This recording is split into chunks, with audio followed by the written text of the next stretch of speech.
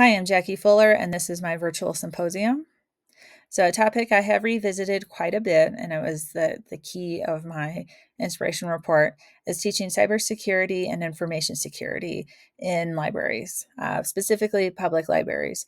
If you're unfamiliar with these terms, just know that at its just most basic level is data integrity and preventing any unauthorized access, use, modification, or deletion of your data. So, I have a 20-year career as a network engineer, so I'm familiar with these concepts. And I can tell you that protecting yourself, that data privacy, protecting yourself online, it is not a trend. It is absolutely a life skill now.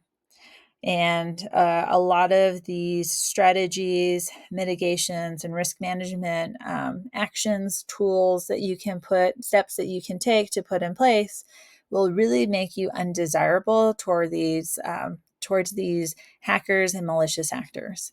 So, for example, we're all online students. This would happen even if we attended a brick and mortar school because you do have databases online. We call it personally identifiable information, or PII for short. So it's our names, our date of birth, our social security information, our contact information, our location information, our financial information. If you are a student who receives financial aid and grants, fortunately, you have a slightly bigger target painted on your back from these hackers and cybersecurity attacks.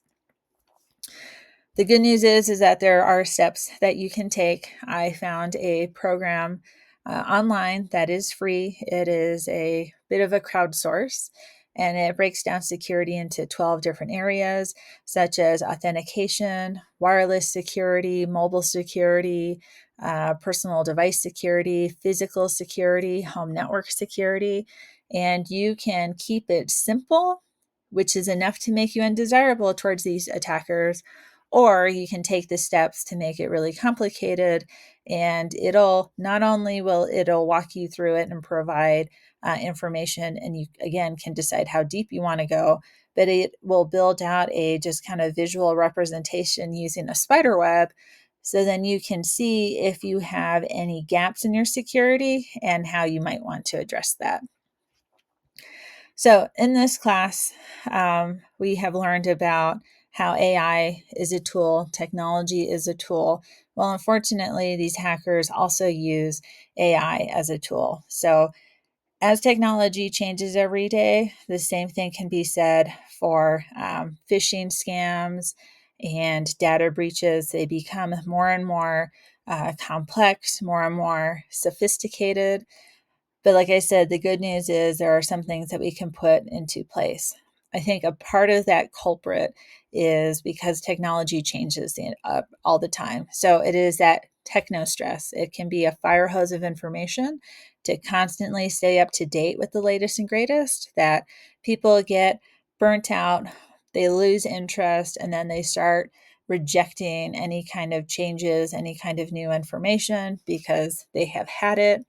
And then also, it creates a lot of stress too. And just, yeah, people will just shut down from that. The other thing too is that I have seen as an information professional is a lot of people haven't been taught how to protect their data online.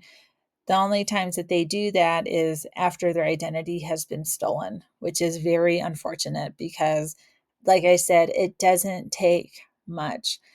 So the tool that I found, it's called Digital Defense. It's found on GitHub. It's free. It's open to everyone. But personally, I would like to see libraries teach that, partner up with their IT department, and then volunteers and community members that have the knowledge, have the experience, have the credentials to really teach this stuff, and to so that everybody, because everybody deserves to control their information that is online. It's not about whether you have something to hide.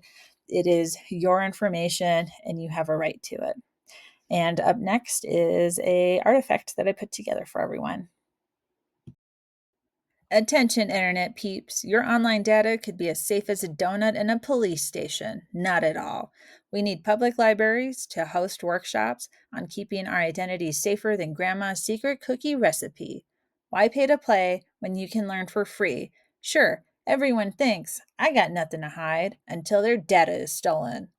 Don't be the one crying over spilled bites. Control your data like it's the last piece of pizza in the fridge.